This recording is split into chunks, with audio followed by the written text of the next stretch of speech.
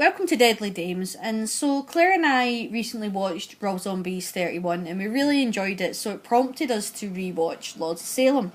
And it kind of sparked a conversation and is talking about how recently there's been a sort of witch themed revival. So movies about witches and covens which have started to... There's started to be quite a lot of them, a revival of that type of genre. So we decided to put together our top 10 witch movies. Now, it's probably going to be a little bit controversial because we have left out some classics. Not because we don't like them, but just because we were trying to stay kind of modern. But again, as it is, it's just our personal opinion on what we find to be truly our different and favourite witch films. And starting off at position 10, we have a PG. Yes, a PG. And that is the movie version of Royal Dahl's The Witches. Now, I seen this as a child. And I'm sure if there's anybody else out there who has seen this movie as a child, they will know what I'm talking about when we say that Angelica Houston is truly terrifying in this movie. Mm-hmm. And the particular scene that gets a PG kids film onto this list is the scene where Angelica Houston, because the witches in this movie, they actually walk about in human disguises. She takes off her human disguise and you get to see what she truly looks like, and that scene is horrible. And she's truly scary. What was it you described her as? Freddy Krueger with a crooked nose and big ears. And a hunchback. But that is why we put Royal Dahl's The Witches on, which is a PG, it's a kids film, on at position 10 in our top 10 witch movies. And if you've never read the book, read it too, because it's also really, really good. Position 9, and again, this one is probably not everybody's cup of tea. It is probably quite controversial putting it on there, because there's aspects of this film which are not great, but there's aspects of this film which are really, really different and really good.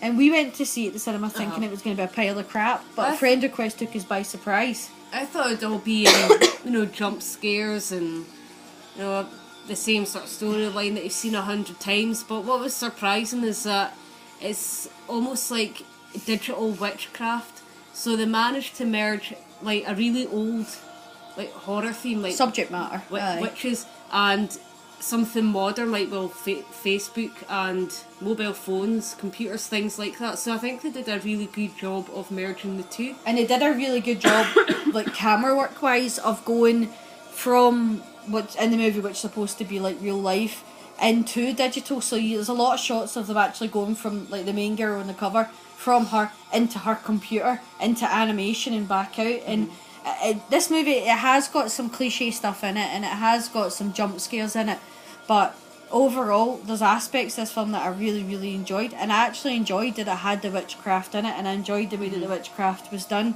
And I think it got a bad deal, this movie. It was judged poorly in my opinion, and it's a lot better than other movies that have got great reviews. And I think that's why we decided, you know what, we're going to put it in position 9. Number 8 is The Craft, so it's a bit of a classic, isn't it? Well, I think it's become a classic. Is it 90s? It's a 90s movie, aye. The Craft, it's you can feel it's a 90s movie, and it's very much in vein of like Scream, and I Know What You Did Last Summer, Urban Legend. It's got that kind of feel and that vibe to it. But it's basically like a bunch of girls at school, and then a new girl moves and they become a coven, pretty much. But The Craft is a really enjoyable movie. It's a bit cheesy watching it now, but I still feel good watching it. I still really enjoy watching it, and I enjoyed it when they discover that they've got power. It rips them apart. They all start falling apart and turning against each other, and that is what would happen if teenagers really did turn out to be witches. None of this Sabrina the Teenage Witch crap. What happens in The Craft is what would really happen. But I think The Craft for me is always a movie that I can put on and watch and still enjoy, and that's the reason why we put it in number 8. Excuse me. Sorry, we're both still suffering with a stupid cough. Is The Warlock, which I do need to pick up a DVD of, but I keep holding off, hoping that there'll be a decent Blu-ray release. So The Warlock is actually our only male witch that's on this list, and yes, a warlock is... We're including it in witches because he's a male witch. But I love this movie, and I really, really wish that someone would give it a decent Blu-ray release. I think that Julian Sands, it's a bit like how Rutger Hauer still scares me no matter what I watch him in. ever since The Hitcher, he scares me because of that movie. Well, Julian Sands, no matter what I watch this man in, because I seen him in Warlock and he scared me as the Warlock, he scares me in anything else that I watch him in. Oh, he didn't scare you in Boxing Hell now. He plays a wee... But still He plays him. a bit Still of a I just expected him to turn into the Warlock. But I love aspects of this. Like, I like the stuff like the nails and the footprints, and I loved all that stuff. And there's just something that's magical about this movie. And if you've never seen it, I would highly recommend that you pick up and watch Warlock. So it had to be on this list. What position are we at, actually? Oh, we're 1, 2, 3, 4, 5, 6. Number 6 next. Is it? Yes. Not number 5? No, number 6. It's number 5. You can't count. No, it's number 6. It's number 1, 5. 2, 3, 4, 5, and that is 6. Oh, right, okay. I can't count. But number 6, you knew Blair Witch Project was going to be on this list somewhere, yeah. It's a little lower than what I think a lot of people would put it. Now, when I first watched Blair Witch, I'm one of these people that I hate hyped movies, and I know I shouldn't really hate hyped movies, and I should just watch them and judge them for myself, but when a movie's as hyped as Blair Witch was, I was like, I can't watch this, because the hype has ruined it for me. And I actually found Blair Witch highly boring when I first watched it, but I was too young to kind of...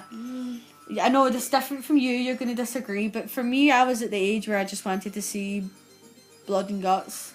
And well, my experience of this was seeing it in the pictures. The first time I saw this, I actually went to the cinema to see it, and I remember thinking that it was really, really good. But what I thought there was a lot of suspense, and I thought it was quite creepy and atmospheric. But maybe what I didn't really notice about it at the time, because I was quite young, is the relationships between the characters is what makes it good. because we watched this again when they announced that Blair Witch was coming out, we decided to rewatch the Blair Witch Project, and I loved it. I absolutely loved it. But what I think I love so much about it, and as Claire said, it's the development and the believability of the 3 main characters. So although you don't really see anything in it, and there's not an awful lot in it, but the fear feels it's the real. fear that feels real. And then when you actually find out how they made the movie, that they did actually just kind of dump these 3 people in the middle of nowhere, and a lot of what was going on with them was genuine fear. You understand how it is so good, because it builds up a really good suspense in it.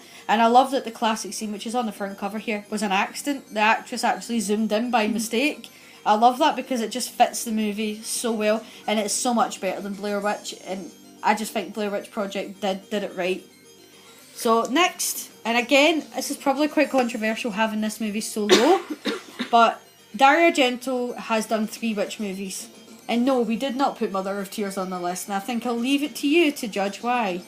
But Inferno is an amazing movie, and it's probably one of his best films. The underwater scene in this is what does it for me every time. It's I an just iconic scene. I love that scene. But I absolutely love the aspect of the 3... Sorry, I can't stop staring at her bum on the cover. But I absolutely love the idea of the 3 mothers. And Inferno is... I don't really need to say much about it, because if you're a horror fan, you already know about Inferno. It's an amazing movie, so it had to be on this list somewhere. What are we on, 4?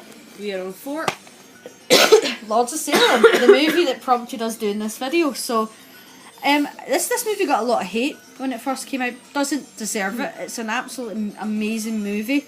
I think that the way that it's built up, I understand that the ending probably isn't quite what people expected. It kind of turns into a music video near the end of it, but I love Lords of Salem. I love the idea of it. I love that it's a cursed town, and that it's obviously become a time when all the generations of the people that are cursed have a female in it, and it's the perfect time for this curse to come into realisation.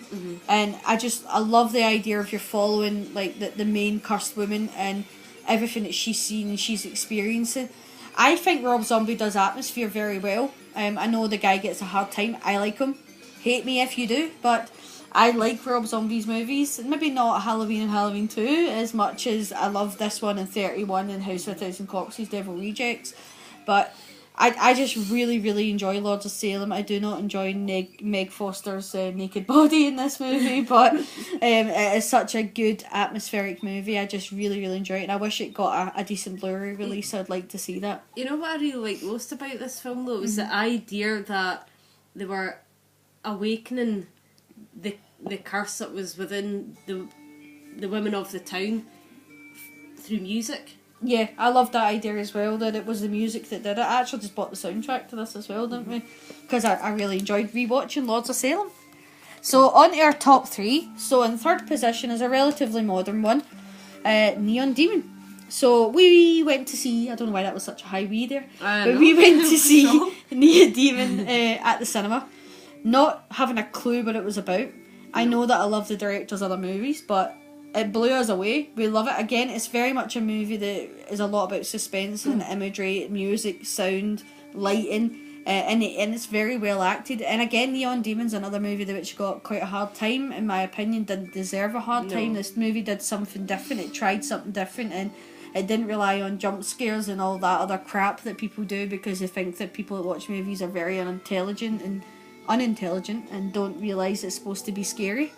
But I loved Neon Demon. It was probably my favourite movie from 2016. I feel like it's a modern Suspiria. I mean, the two films aren't really alike, but there are similarities and the colour and the vibe. You know, if you like Suspiria, then give this film a shot, definitely. Yep. So, position 2, we have The Witch. So. Again, we actually went to see The Witch. Came out last year as well, didn't it? It did. So we went to see this at the cinema. At the time that I originally watched The Witch, I'll be honest with you, I enjoyed it, but I didn't think it was great because there was a lot of hype, and I kind of thought it was going to be, I knew it was going to be a slow burn because of when it was set, but I thought there'd be a bit more violence perhaps in it, but there isn't. I mean, there is violence in it, but not in the way that you expect. But on watching it a second time, I realised how clever this movie is and how it plays on this family's fear. And I love how isolated the family is. The music works perfectly with it. The setting works perfect. The era that it's set in is perfect. See, I went to see it in the pictures with you, and I enjoyed it more than you did. I mean, I had no idea what it was going to be like, so I had no expectations.